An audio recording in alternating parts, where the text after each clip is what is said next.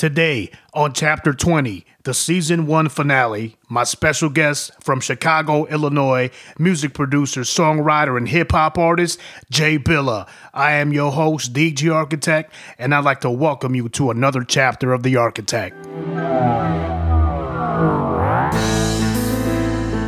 You are now listening to the Chapter of the Architect podcast with DJ Architect and Vicky Vic. What's going on, party people? This is your homeboy, DJ Architect. I want to welcome you guys to Chapter 20. I have to tell you, and I want to welcome you to the season finale of Season 1. I have so many people to give a huge thanks to. First and foremost, Vicky Vic, who could not be here with us this afternoon, plays a huge part on the podcast. Burgers, who originally came out in the beginning, gave us a hand. And then our new member of the podcast, Big Sherm, been doing so many great things to help us out. Primarily to all the individuals who stepped into the studio and did these podcasts with us. Thank you so much to the individuals, to the artists who called in on the telephone, did these podcasts with us. Thank you so much for your time. Most importantly, to everyone who has subscribed and listened to the podcast, whether it's on iTunes, Stitcher, Google Play, and recently we just got on YouTube. For everyone who watches the videos and subscribe to the videos on YouTube, thank you so much. Last but not least, I want to give a big thanks to my wife for allowing me the time to make this podcast happen. Without her, the operations is just not going to happen. You hear what I'm saying?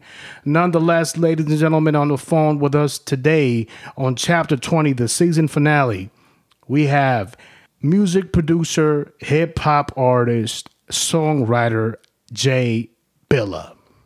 All right, ladies and gentlemen, want to welcome everyone to another chapter of The Architect. I am your host, DJ Architect. Vicky Vic obviously couldn't be here with us this afternoon, but on the phone, we have the producer, songwriter, hip-hop artist, Billa. How you doing, Billa?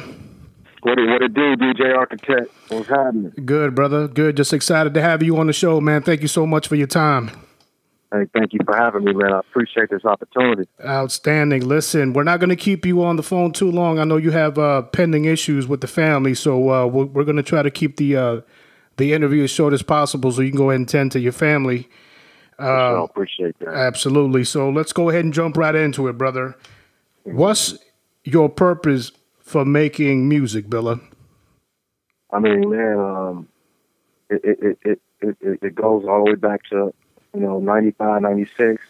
When I started off as just trying to be an artist, and you run into a lot of, and anything you do, people, they feed off the love that you have for something, and then you got the wolves that come in and prey. So going back to being overcharged for studio sessions and all this stuff that made me want to get a studio, and then just so on and so forth, and keep building and perfecting myself to be able to have a voice with my music, not sell out, not be controlled by what I want to say, and just being able to push the agenda that I want to push. And so that's what I would say to that.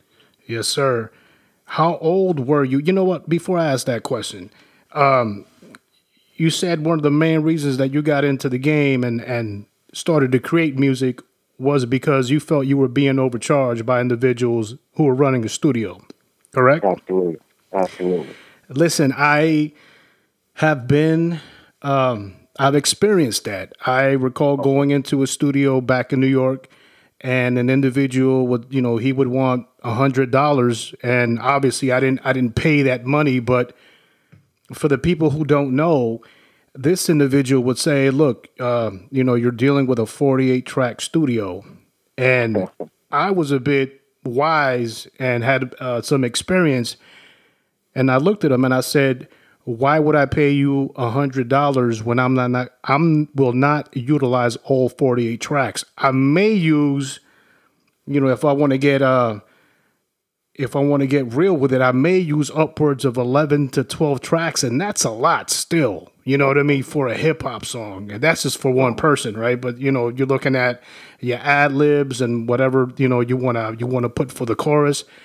So a lot of times these individuals, they end up getting robbed because, a person will say, well, I have a 48 track studio, and that doesn't matter. You're not going to utilize all 48 tracks. Why would you pay all that money? You understand?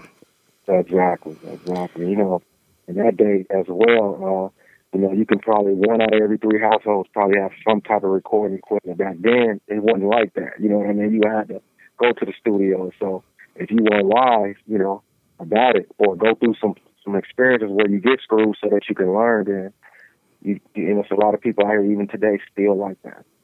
That's right. Absolutely. So getting back to where I was going to ask, how old were you when you first began making music? At what age? I would definitely have to say about 15. Yeah. That's young. That's young. At that young age, what were you pretty much dabbling in? Drum machines, MPCs, just and obviously keyboards. Teaching myself basic rhythms and melodies, and just trying to get an understanding of like how does this work. 15, I'm messing with the drum machine. So pretty much you were self-taught. Absolutely. A lot of times on the podcast, I reiterate that I wish when I was growing up there was a thing called YouTube. You know what I mean? Tell me about it. Yeah, but unfortunately, there wasn't. I would have paid top dollar for the knowledge that these people have now. I remember back in the days, in order for you to get proficient in something, you either had to get lost with hours and hours and hours of alone in your bedroom with that equipment, or if you were lucky, you had somebody with experience and knowledge who would walk you through the ins and out of that hardware. Or back then there was software, but the software was just pretty much brand new. Everything was still analog, I recall. Absolutely. To your point as well, I remember when I had my MPC, I was making music for, like I said, I got around 15, I'd say for 5 years, a certain way. And if anybody that makes music now, they probably loop their beat and then just, play it one time through. Well, I would play every instrument. If the song was 5 minutes, I would play the drum beat for 5 minutes, then the piano, then the keyboard. Oh, my goodness. Yes, sir. So to your point, I meet a guy at a bar, and we get to talking, and we end up having the same setup. So he said, hey, I'll come over there. So he get on there, and I'm making a beat, and he just laughed at me, and I'm like, what's funny? He's like, man, let me show you something. Taught me about MIDI, and once I learned MIDI, boy. Oh, my goodness. True story. Listen, for everyone who's listening to the podcast, Billa, because a lot of the individuals that listen to the podcast aren't necessarily musicians, but they do like the interesting topics that we talk about. And obviously the guests that we have, they love the music. But let me break it down to them so they kind of have an understanding of what you just said.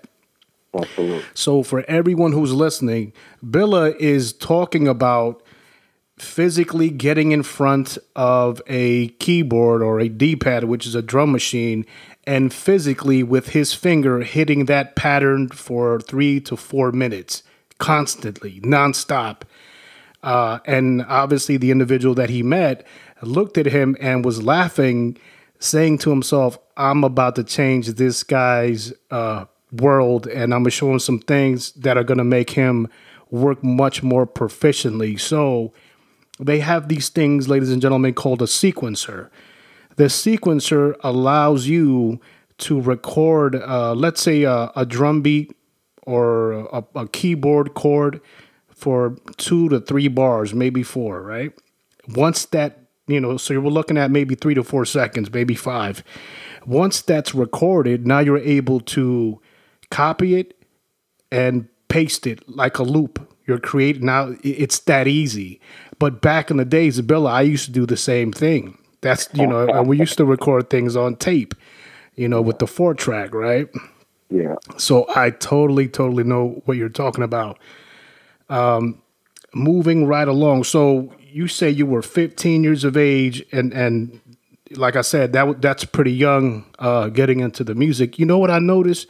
A lot of individuals, for whatever reason, at that age they tend to get into music. I don't know if it's because it's that age where everyone, they start to experiment with things, or maybe perhaps that's, I'm not saying everyone, but the majority of people at a very young age, they start to get into music. No, I agree 100%. It's not younger nowadays, but it's so accessible now. Yeah, I forgot the name of the little boy, but I know has some kind of connection with Tisha Campbell, and this little guy is he is a prodigy on the piano, and his father was is a pianist, and taught his son. I think he might be maybe 5 or 6 years old, something like that. But he's off the hook. And what a lot of musicians are asking themselves is the way he plays the chords. He plays them so effectively and efficiently, and technically he shouldn't, because his fingers are so short. They're small. But he's off the hook. Nonetheless, ladies and gentlemen, you're hanging out here in the chapter of the Architect. Special guest, of course, is Billa. Your first song is called Over, right? That's correct. And I just got to say this. Listening to this song the other day, the music itself is captivating. It's smooth. It's melodic. I believe the chorus goes, "We taking over, taking back what they owe us." Tell us about the song Over. That song, that was like the first song that kind of put me back into the artist flow. I specifically chose that song because, here we're talking about, making beats, but that particular beat was made by one of my buddies, DJ Ruckus. Shout out to DJ Ruckus in Japan. He made the beat, and it just instantly put me into that artist mode that I once was in at 15. And the words just, the energy of the beat just wrote the words for me, if you will. I'm not talking about going there like I got to go in here and make something that catch the ear. No, I've heard the beat, felt it, and that's what I was feeling. I'm like, now I'm back. We taking over because y'all owe us. Y'all been old us here. So that's pretty much what that song's about. Absolutely. Once again, ladies and gentlemen, you're hanging out here in the chapter of the Architect. I am your host, DJ Architect. Our special guest is Billa, the producer, songwriter from Chi-Town. Yes, sir. And his song is called Over.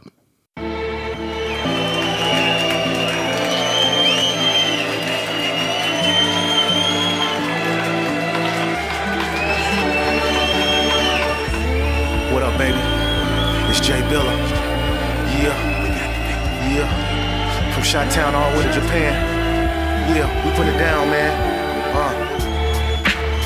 What up, Ruckus? Show, appreciate you, baby. For letting me and my lady entertain y'all this afternoon and stuff. Let's go. We ain't gonna hold you that long. We just come to tell you about this little tale. Yeah. About us getting that victory, baby. We taking over, man. From my city, y'all looking out for us. Let's check it. All I really wanted to be was a G, so I hooked up with Ghosts and my big brother C. We started rolling trees, freestyling 16s, with dreams that I have us riding coupes and limousines. It's a true hustle, not afraid to flex my muscles, cause in my environment it's a requirement that we tussle. True friends gon' struggle, but in the end don't run from trouble, cause we made men. We gang bang to the world end, caught up in the whirlwind, but in the midst I got my focus about my dividends. So homie, look again, this for you haters that be saying I'm gon' be nothing. Been around the globe, rocking shows off the coast. No need to brag or boast, treat the plan like an oath. I swore to die trying for this hustle that I approach, but not above reproach. More serious than the toast. DJ Ruckus, man, I told you we was gonna hit them in their throat till they open the door. Or we kicking them in, we kick them in. What you owe us, or the takeover gon' commence like we. We're taking over, taking back what they owe us. Till they open the door. Or we kicking them in, we kick them in. What you owe us, or the takeover gon' commence like we. Like we. Took a break from the lab and needed to marinate, to scope out my situation, separate real from the fake. Then I made my escape, started riding across state, allergic to negativity, so I had to relocate. Executing my plan to keep my bread on demand. Got reservations to land just south of Japan. Sliding through like tsunami, built tough like Mugami. Lyrics spit rapping like Tommy guns, born and raised in the slums. This one is for my people who hustle and bout they fun. Rocking a pair of ones, representing where you from. Tell them we got the victory, don't believe everything you see. We giants walking the earth and kings with royalty. Money, love, and loyalty be the rules of the game. I've been around the world and most people won't change. We married to this game, never cared about the fame. Just dropping a little knowledge so somebody else can change and make some change. Open the door, we kicking the beat. We kick you is what you are, so the takeover gon' commence like we. Taking over, taking back what's the over. Till they open the door, we kicking the beat. We kick you is what you are, so the takeover gon' commence like we. Till they open the door, we kicking the beat. We kick you is what you are, so the takeover gon' commence like we. Taking over, taking back what's the over. Till they open the door, we kicking the beat. We kick you is what you are, so the takeover gon' commence like we. We taking over, baby. Yeah, 2016 and on and on and on and on and on. J-Billa, DJ Ruckus in his beats, man. J-Billa, DJ Ruckus in his beats, man. You can hear this podcast in its entirety and all other chapters on iTunes, Stitcher, and Google Play. The links to this episode can also be found below in the description for your convenience. Please don't forget to like and subscribe. Thank you for listening.